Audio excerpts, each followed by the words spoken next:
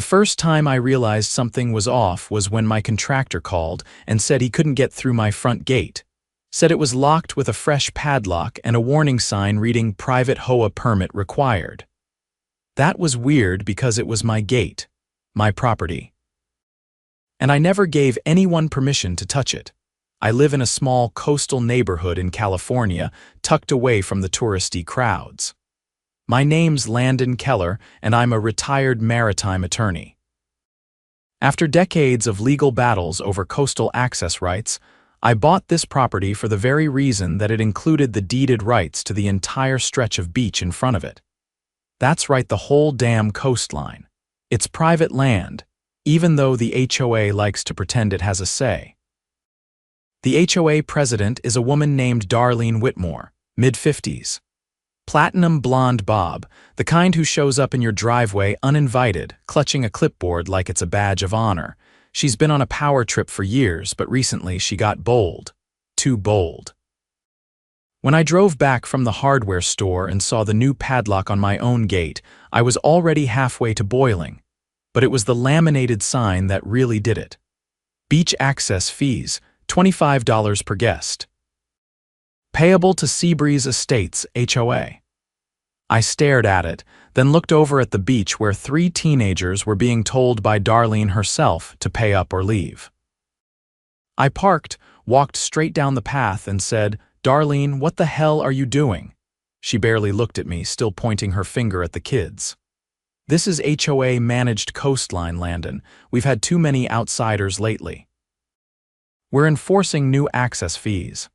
I let out a short laugh, not because it was funny, but because it was so outrageously stupid. "You think the HOA manages this beach?" She finally turned to face me, nose slightly raised. "As president of the Seabreeze Estates HOA, I have the authority to implement emergency regulations for community safety." "Emergency regulations don't override property deeds," I said, stepping closer. "This beach is mine, Darlene.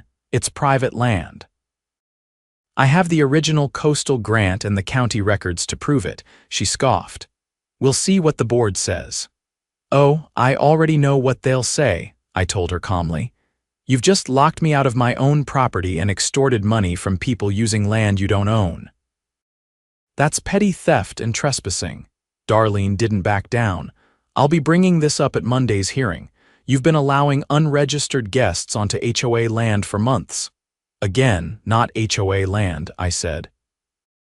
"And good luck explaining to the county sheriff why you're collecting money with no permit or legal claim to the area." She waved me off like I was a nuisance. "Then call the sheriff." I did, right then and there, took out my phone and dialed. Darlene's face dropped a bit when she realized I was serious.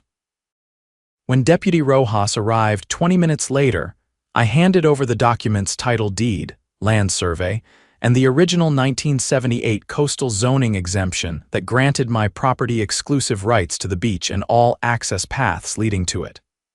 Rojas read it carefully, then looked at Darlene. "Ma'am," he said, "did you install this lock?"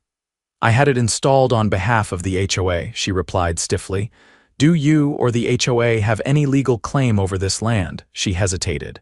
"We manage the community perimeter." "That's not what I asked." She stayed silent. Rojas turned to me. "Mr. Keller, do you want to press charges for trespassing and property tampering?"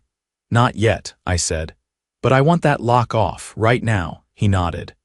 "Ma'am, you'll need to remove the lock immediately, and you're not authorized to charge fees here." "That ends today."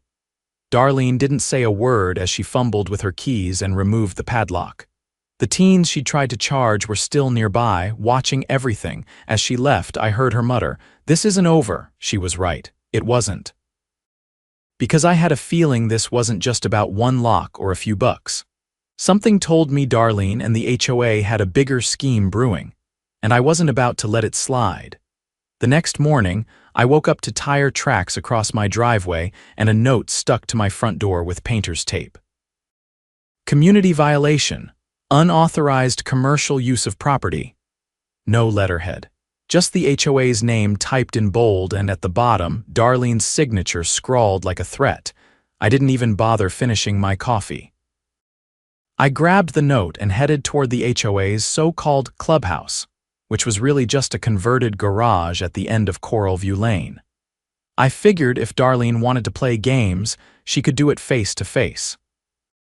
The garage door was open halfway, revealing a folding table covered in binders and 3 board members hunched over a laptop. Darlene was dictating something, her hand waving dramatically as if she were orchestrating a courtroom drama. "Your clubhouse is on city land," I said as I stepped under the door, raising the violation notice. "So technically, this setup is the only commercial use happening illegally in this neighborhood?" Darlene didn't even flinch. "You're not allowed in here without an appointment. This isn't a therapy office. I got this taped to my front door this morning." She took off her glasses slowly. "We've received multiple complaints that you're running a private business charging people to use the beach." I tilted my head. "That's rich, coming from someone who tried to charge teenagers $25 to walk on sand." "The board is investigating," said a man in a salmon-colored golf shirt. I think his name was Greg. He avoided eye contact, fiddling with a pen. "You don't have the authority to investigate private property," I said. "And unless someone's got a warrant or a court order, this little witch hunt ends now." Darlene stepped around the table. "You think you're untouchable because you've got an old deed and a law degree. But this community has structure, guidelines that don't supersede county zoning or property rights. That beach is part of Seabreeze's identity," she said, voice rising. "It brings in homebuyers, it's our image. You think you can just close it off and treat it like your backyard? You'd be amazed what the county lets me do with land I actually own." She narrowed her eyes, but I could see something else behind the glare, panic, not just anger, something deeper. Like she'd already pushed too far and knew it. I turned to leave but glanced back. "By the way, I'm pulling the security footage from my driveway. If I find out who parked on my property last night, I'll be pressing charges for trespassing. Just a heads up." That afternoon, I drove to the county recorder's office to pull every document related to Seabreeze Estates. I wasn't just looking for ammunition, I wanted to know how deep this went. If they were issuing fake violations and collecting unauthorized fees, there had to be a paper trail. I found something better. A zoning map from 1981 showing that the beach and access road were explicitly excluded from HOA management boundaries. Not just omitted, excluded. And worse for them, there was a clause in the original plat map that forbade the HOA from charging, limiting, or managing entry to the beachside easement, which covered not only my property but a 100-foot buffer zone that wrapped around it. I made 5 certified copies. When I returned home, a black SUV with tinted windows was parked across the street, engine running, no plates. I walked right up to it and knocked on the driver's window. The man inside didn't roll it down, didn't even blink, just drove off. That night, I called my friend Delia, who worked as an investigator for the state attorney's office. I told her the basics: unauthorized fees, locked gates, forged notices, and now an unmarked vehicle parked across from my house. She promised to run a background check on the HOA's business filings. 2 days later, she called back. "You're not going to believe this," she said. "Seabreeze Estates HOA filed an amendment to their charter 3 months ago. It claims the beach access path is under their jurisdiction due to a community value adjustment, not a legal term, by the way, and they used that to apply for a small business grant from the state's Coastal Tourism Fund." "They applied for state money?" I asked. $35,000, she said, "and they got it." That's when it clicked. This wasn't about control, it was about cash. Darlene and her board weren't just trying to flex authority, they were trying to cash in on land they didn't own by pretending it belonged to the community. And now, they were on the hook for defrauding the state. I filed a formal complaint with the district attorney's public integrity unit, attaching every document I had. Delia forwarded the grant application, which included doctored maps and a forged letter of approval with a fake signature from a non-existent coastal liaison. Within 72 hours, An investigator named Marcus Chen showed up at my door with a badge and a folder full of subpoenas. "I need to know everything," he said as I walked him inside. "We've already frozen the HOA's grant account. But if this goes deeper, we'll need to interview residents." As I handed over the zoning maps and access easement plat, I asked him, "What happens if the board misused state funds?" "If it's proven," Marcus said, "we're looking at felony fraud, falsified public documents, and potentially conspiracy charges. Anyone who signed that application could be criminally liable." He left with a box of evidence and a list of residents I knew had been pressured or fined by the HOA in the past year. The next morning, the neighborhood was buzzing. Word spread fast. Someone had seen Marcus leaving my place with files. Darlene's garage office was closed, the door padlocked from the outside. And Greg, the guy with the salmon shirt, was seen hauling a shredder out to his SUV before speeding off. I hosted a private meeting at my house with 10 longtime residents. Most had been hit with bogus citations, forced to pay fees for repainting mailboxes, trimming hedges, or using the community pool during non-designated hours. Some had receipts. Others had been too afraid to push back. One woman, Teresa, showed me a letter Darlene sent her last month demanding a community property tax adjustment fee of $700 completely fabricated. Another resident, Jorge, had surveillance footage of HOA board members walking onto his side yard and photographing his garden beds at night. I handed everything to Marcus. By the end of the week, subpoenas were served to every board member. Darlene was the last to be visited. She wasn't home, but her Mercedes was towed from the street after DMV found it registered under the HOA's name, not hers bought using part of the grant money. That Sunday, I walked down to the beach with a small group of neighbors. We set up chairs, opened a cooler, and watched the tide roll in. No signs, no locks, no clipboard-toting tyrants, just the sound of waves and a community finally realizing they didn't have to be afraid. And as the sun dipped low over the horizon, a young couple walked up the path, hesitating like they expected someone to yell at them. "Don't worry," I told them. "You're welcome here. This is exactly where you belong." 2 weeks after the subpoenas dropped, the neighborhood looked different. Not physically same trimmed hedges, same pastel stucco homes, but the energy had shifted. People strolled through the streets without glancing over their shoulders, without checking their mailboxes, afraid of another fine. Even the air felt lighter, like the tension had finally thinned. I had spent the past few days cataloging files, organizing testimonies, and forwarding everything to Marcus from the DA's Public Integrity Unit. My living room had become an unofficial war room. Maps, affidavits, and old HOA newsletters covered the table. Each document pointed to one thing: this wasn't just a power trip, it was a coordinated scheme. That morning, I received a call from Detective Aaron Halstead with the Financial Crimes Division. Calm voice, clipped sentences. She'd been looped in after the DA began cross-referencing the HOA's grant application with state disbursement records. Turns out the $35,000 wasn't the only pot of money Seabreeze Estates had dipped into. "We've traced 3 separate disbursements under different names," she said.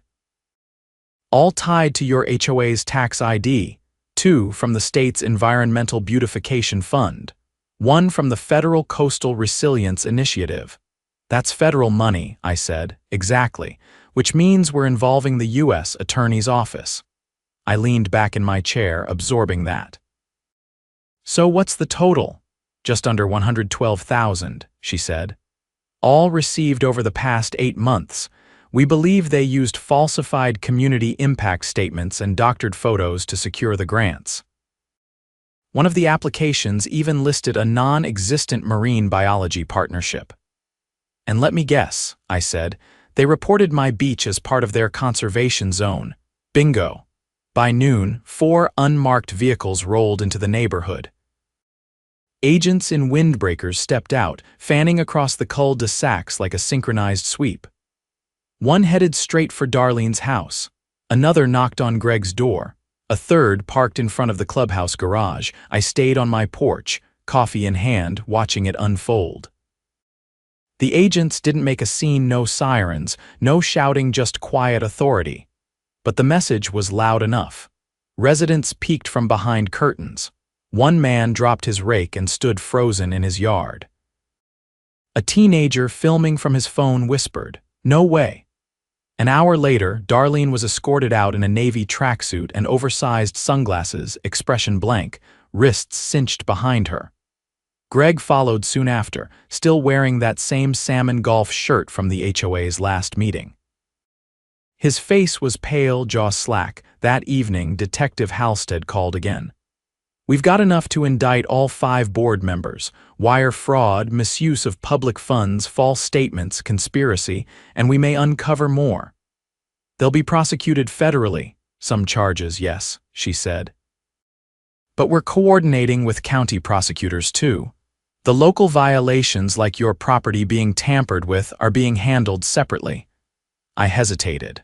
"What about the residents who were fined illegally?" "People who paid hundreds for fake violations. We'll be recommending restitution," she said.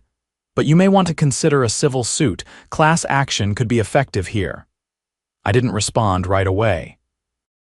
I was already thinking about the neighbor's Teresa Jorge, the single dad who'd been fined for excessive toy storage on his front porch. This wasn't just about me anymore. The next morning, I printed out flyers and walked door to door, not to stir panic, just to inform. Community Legal Assembly, the flyer read. Saturday, 4 p.m., hosted at Keller Residence. Open to all Seabreeze Estates residents impacted by HOA actions. By Friday, word had spread. People I'd never spoken to before waved at me from their yards. One man, a retired mechanic named Vince, walked over and handed me a flash drive. "I've got audio recordings," he said. "Board meetings from last fall." They didn't know I was mic'd. Anything useful? Depends how you feel about them, admitting they fabricated landscaping fees to keep the riffraff out. Saturday arrived with a strange kind of energy. The meeting started with folding chairs, lemonade, and cautious voices. But once the stories started flowing, caution turned into fire. A widowed school counselor had been threatened with foreclosure over a $500 emergency irrigation levy. A family who fostered dogs had been told to remove a wheelchair ramp because it violated elevation uniformity. A carpenter was fined for repainting his porch in a shade of gray, too urban. I introduced them to attorney Kendra Ng, a colleague from my maritime law days who now specialized in property rights and HOA abuse. She'd driven in from Sacramento, intrigued by the case and ready to help. "I've worked on cases involving displacement, zoning fraud, and HOA embezzlement," she said to the group. "But I've never seen anything this coordinated across state and federal lines." Jorge asked her, "Can we get our money back? If we file as a collective," she said, "we can pursue damages. Real ones. Not just the fees you paid, but the costs of stress, lost property value, emotional distress. We'll go after everything." People started signing her intake forms like they were signing a Declaration of Independence. After the meeting, Kendra pulled me aside. "They're scared, but they're ready. Darlene and her cronies wanted people to feel isolated," I said. "We're showing them they're not," she nodded. "You ever think about running for the new board?" I thought the HOA would collapse. It won't. It'll restructure, and someone's going to have to lead it. I didn't answer then. I just looked out to the ocean, waves catching the sun in long golden lines. The next week, the county held a public forum on HOA accountability. The auditorium was packed. Residents from other neighborhoods came too, sharing their stories. A small business owner described being fined $300 for hanging a pride flag. An elderly couple had been told to remove solar panels because they altered the street view aesthetic. When the microphone came to me, I kept it simple. "They locked my gate," I said. "Charged strangers to walk on my beach. Lied to the government. Lied to you. But they didn't count on one thing: that we'd talk to each other, that we'd share notes, that we'd fight back. Applause erupted loud, unrestrained, rising like a wave. After the forum, the county commissioner approached. "We're drafting new legislation," she said, "stripping HOAs of certain enforcement powers and requiring annual audits for any that collect fees over $20,000 a year." "About time," I said. Back home, I found a letter in my mailbox. Not a fine, not a threat. A handwritten note from a teenage girl who'd been one of the first kids Darlene tried to charge that day. "Thanks for standing up for us," it read. "I never thought grown-ups would care." I folded the letter and placed it in my desk drawer next to the deed and the original coastal exemption. Proof that truth still had a place in this world. That no matter how loud the clipboard tyrants shouted, justice could still speak louder. And for the first time in a long while, I stepped onto my beach not as a target, but as the man who showed the community they could take it back. The Friday after the indictments, I received an envelope with no return address. Inside was a single sheet of paper, a copy of an internal HOA memo marked confidential, dated 6 months earlier. At the top in bold were the words, "Phase Roman II Coastal Monetization Strategy." I read it twice.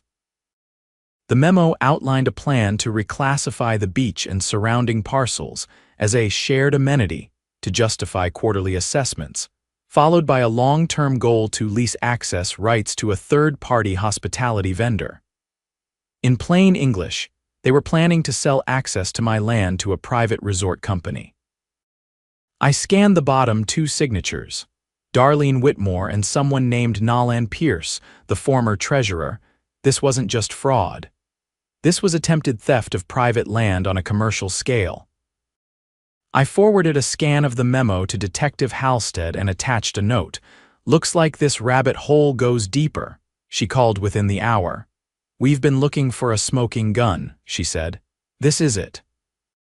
If they moved forward with monetizing land outside their jurisdiction, that's attempted land conversion. That's a felony. "Where's Nolan Pierce now?" I asked.